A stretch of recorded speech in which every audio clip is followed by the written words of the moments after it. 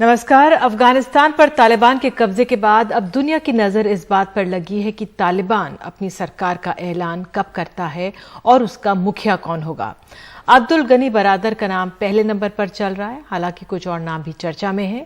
इस बीच northern alliance ने भी तालिबान के खिलाफ फिर से संगठित होने की कोशिश शुरू कर दी है।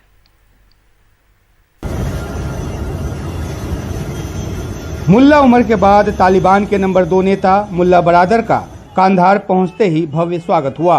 इसी के साथ वहां सरकार के गठन की प्रक्रिया तेज हो गई है। माना जा रहा है कि तालिबानी सत्ता की कमान बरादर के ही हाथ में होगी। हालांकि कांधार के ही कट्टरपंथी इस्लामी नेता हिब्तुल्लाह अखुंदजादा के नाम की भी चर्चा है। नाम तो अली अहमद जलाली का भी चला। कहा जा रहा है कि ये नाम अमेरिका की तरफ से आया था, जिसे तालिबान ने खारिज कर दिया। हालांकि जलाली के नाम को फेक न्यूज भी बताया गया। तालिबानी प्रेस कॉन्फ्रेंस में सरकार के गठन के सवाल पर कहा गया कि इस पर काम चल रहा है। जहां तक सरकार के गठन का सवाल है, इस पर अभी काम चल रहा है और उम्मीद है हम जल्द आपको बताएंगे। इस बीच तालिबान की राजनीतिक वार्ता टीम के सदस्य अनस हक्कानी ने अपने सहयोगियों के साथ पूर्व राष्ट्रपति हामिद करजई और रिकॉन्सिलिएशन काउंसिल के चेयरमैन अब्दुल्ला से मुलाकात की और उनको सुरक्षा का भरोसा दिया। हालांकि तालिबान ने अभी इस बात के पत्ते नहीं खोले हैं कि क्या इनको सत्ता में भागीदारी दी जाएगी या नहीं। सबकी सहमति वाली सरकार की बात जरूर की जा रही है। जहां तक तालिबान की भावी सरकार को मान्यता देने की बात है, तो कनाडा ने साफ मना कर दिया है, जबकि अमेरिका और ब्रिटेन सहित कई देश कह रहे हैं कि तालिबान के रवैये को देखकर फैसला लिया जाएगा। नई दिल्ली में उमाशंकर सिंह, एनडीटीवी इंडिया। उधर काबुल का करते परवान गुरुद्वारा अफगानिस्तान में फंसे भारतीयों के लिए एक पनाहगाह बना हुआ है। जानकारी के अनुसार भारत से अफगानिस्तान नौकरी करने गए लगभग 31 भारतीयों ने करते परवान गुरुद्वारे में शरण ली हुई है। यहां पहले से ही लगभग 300 अफगानी सिख और हिंदू परिवार शरण लिए हुए हैं, जो भारत सरकार से उन्हें सुरक्षित निकालने के लिए अपील कर रहे हैं। दिल्ली गुरुद्वारा प्रबंधक कमेटी के प्रमुख मनजिंदर सिंह सिरसा उन भारतीय नागरिकों से वीडियो कॉल पर बात कर रहे हैं जो काबुल के करते परवान गुरुद्वारे में शरण लिए हुए हैं। तुम तो सेफ जगह पे हो, वहां कोई दिक्कत तो नहीं? कोई दिक्कत नहीं। सिरसा के मुताबिक 31 से ज्यादा भारतीय उनके संपर्क में हैं, जो अफगानिस्तान में नौकरी करने गए थे और अब वहां फंस गए हैं। कल तक मेरे से 31 लोगों ने संपर्क किया, जो लोग देश के अलग अलग कोनों से अफगानिस्तान में अपनी नौकरी के लिए या अपने रोजगार कमाने के लिए गए थे। 31 लोग कहां पे किन किन जगहों पे रखे हुए हैं, उनकी जानकारी मैंने एक्सटर्नल अफेयर मिनिस्ट्री से शेयर की है। इनमें से कुछ लोग हैं जिनको हम गुरुद्वारे में कोशिश कर रहे हैं पहुंचाने की। अपने लोगों से बातचीत करिए, वो इनको किसी तरीके ट्रांसपोर्ट करके लेके जाएंगे। ये मंगलवार का वीडियो है जो अफगानिस्तान के सिख और हिंदुओं ने बनाकर भेजा है। इस वीडियो में ये लोग यूनाइटेड सिख जैसी संस्थाओं से गुहार लगा रहे हैं कि उन्हें अमेरिका या कनाडा में शरण दिलाएं, क्योंकि वहां की सरकार ने 15,000 रिफ्यूजियों को लेने के लिए हामी भरी है। अफगानिस्तान की सारी संगत वालों बेनती है, जो कि थे 285 सिख हिंदू साढ़े वीर भरा असी गुरुद्वारे के अंदर हाँ। तुसीं पहली बात जानते हो कि 3-4 दिन तो तालिबान काबुल आ गए हैं। बाहर हालात बहुत नाजुक हैं। साढ़े कोल आए भी सन उन्हें। फिलहाल वहां फंसे भारतीयों का कहना है कि उन्हें अब तक तालिबान ने परेशान नहीं किया है, लेकिन काबुल में भारतीय दूतावास बंद हो जाने के कारण उन्हें भारत सरकार से संपर्क करने में कठिनाई जरूर हो रही है। ज्यादातर भारतीय जो अफगानिस्तान में फंसे हुए हैं, वहां नौकरी करने गए थे, वो खुलकर सामने आकर नहीं बोलना चाहते हैं, क्योंकि उन्हें अभी तालिबान से डर है।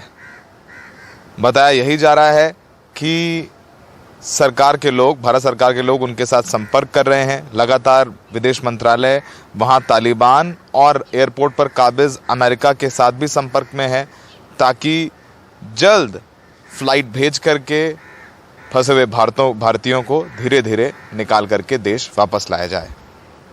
दिल्ली में सहयोगी संजय कौशिक के साथ सौरभ शुक्ला, एनडीटीवी इंडिया।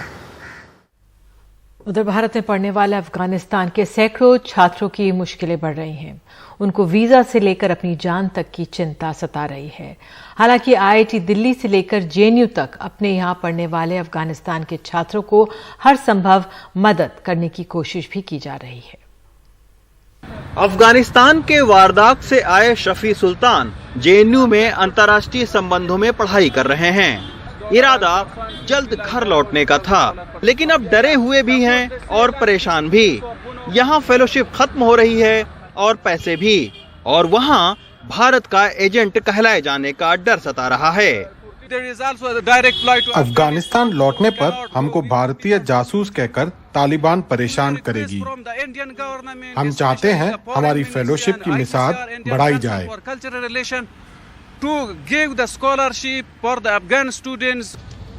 उधर देश का सबसे प्रतिष्ठित इंजीनियरिंग संस्थान IIT दिल्ली भी अपने अफगान छात्रों के लिए चिंतित है। यहाँ अफगानिस्तान के 16 छात्र हैं, लेकिन 15 छात्र अफगानिस्तान में ही हैं। अब IIT में दाखिला लेने वाले और अफगानिस्तान में फंसे छात्रों को मदद देने के लिए एक हेल्पलाइन नंबर भी जारी किया गया है। तो ऐसा नहीं है कि संपर्क नहीं है, राइट, तो वो अपने सुपरवाइजर से भी मिल रहे होंगे, पर we felt there was a need to nevertheless provide them किसी तरीके की सांत्वना, to provide them some emotional support, कि अगर उनको किसी भी तरीके की और दिक्कत है जिसमें हम कोई हेल्प कर सकते हैं, तो इसलिए हमने वो एक हेल्पलाइन का सिस्टम शुरू किया। उधर जेएनयू प्रशासन अब अफगानिस्तान के छात्रों के खत्म हो रहे वीजा के नवीनीकरण के लिए एक सर्टिफिकेट मुहैया कराने की कोशिश कर रहा है। एक वक्त ऐसा था जब अफगानिस्तान के छात्र जो भारत में पढ़ रहे हैं, वो जब अपने देश में लौटते थे तो उन्हें एक बेहतर कैरियर मिलता था, लेकिन अफगानिस्तान के तेजी से बदलते हालात ने अब उनके भविष्य पर सवालिया निशान खड़े कर दिए हैं। दिल्ली से अक्षय डोंगरे के साथ रवीश रंजन शुक्ला, NDTV इंडिया।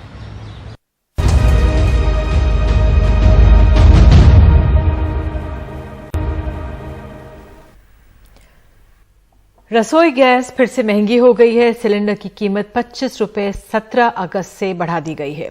इसकी कीमत दिल्ली, मुंबई में अब 859 रुपए 50 पैसे होगी। कोलकाता में कीमत 886 रुपए प्रति सिलेंडर है।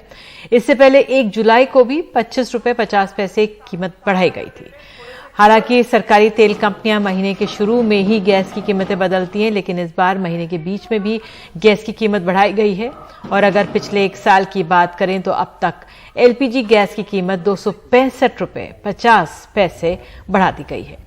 आज दिल्ली में कांग्रेस की महिला नेताओं ने गैस सिलेंडर के साथ प्रेस कॉन्फ्रेंस करके कीमत बढ़ाने का विरोध किया।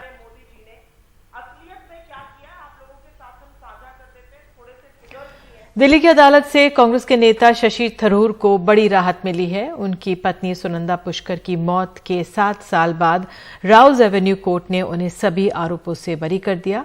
सबूतों के अभाव में कोर्ट ने बरी किया।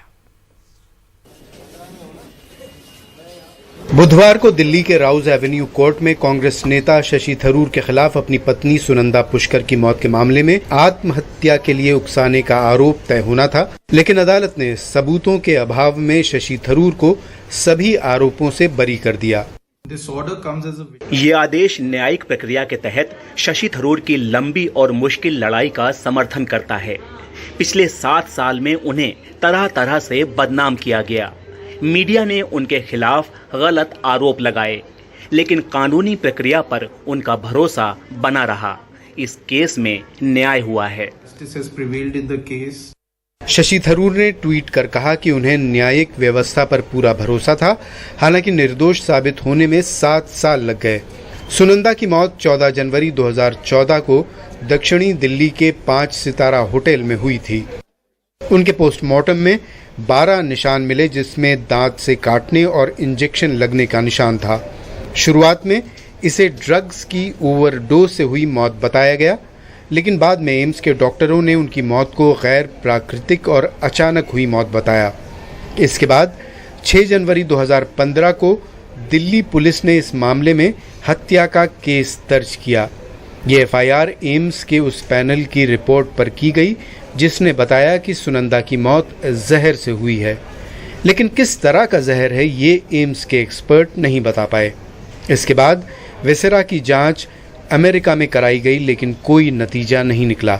15 मई 2018 को दिल्ली पुलिस की SIT ने यू टर्न लेते हुए हत्या की धारा हटाकर आत्महत्या के लिए उकसाने के तहत अदालत में शशि थरूर के खिलाफ चार्जशीट दाखिल की। शशि थरूर समेत उनके स्टाफ, होटल कर्मचारियों, पाकिस्तान के पत्रकार मेहर तराट से भी पूछताछ हुई, लेकिन कोर्ट ने दिल्ली पुलिस कमिश्नर की सभी दलीलों को खारिज कर दिया। अब पुलिस कमिश्नर का जवाब सुन लीजिए। I am not going to answer any question.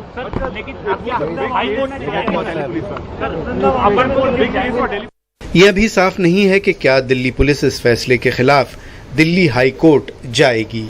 इस मामले में दिल्ली पुलिस ने शशि थरूर से कई बार पूछताछ की, लेकिन उन्हें कभी गिरफ्तार नहीं किया गया। अब वो बरी हो गए हैं, लेकिन बड़ा सवाल यही है कि आखिर सुनंदा पुष्कर की मौत की वजह क्या है। नई दिल्ली से मुकेश सिंह, NDTV इंडिया।